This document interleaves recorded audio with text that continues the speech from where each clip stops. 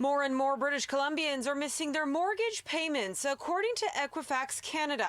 The consumer credit agency says in the last 3 months of 2023, the mortgage delinquency rate in BC was up 62.2% compared to the same period in 2022. The only province with a higher rate was Ontario, which saw an increase of 135.2%. Individuals are still feeling the pinch, feeling the kind of strain of having, high cost of living, high interest rates. Equifax Canada says people who renewed their mortgage in the last quarter of last year saw their monthly payments increase by more than $450 on average across the country, thanks to high interest rates. But in Ontario and BC, it spiked up by more than $680. And the thing to remember as well is that's the average.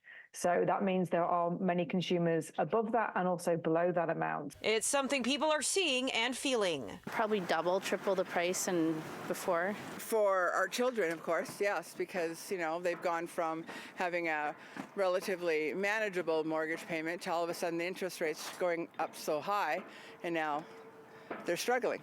Right now, my girlfriend and I are looking to buy a home, so, it's something that we're definitely having to consider and work around. If your mortgage renewal is coming up, one mortgage expert says don't just sign, talk to an expert. If you're struggling to make your mortgage payments, he also recommends consolidating your debts or, as a last resort, renting your home out. Don't sell it, rent it out. Live in a basement, for 2 years, 3 years, for as long as your mortgage payments don't come down, as long as your income doesn't increase. That's a dire measure. The Bank of Canada is set to make an interest rate announcement on Wednesday.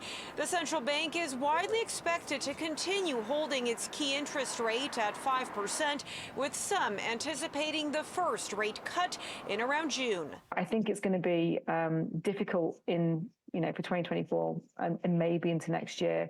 But it all depends what we can kind of see from the Bank of Canada. In Vancouver, Monika Gul, City News.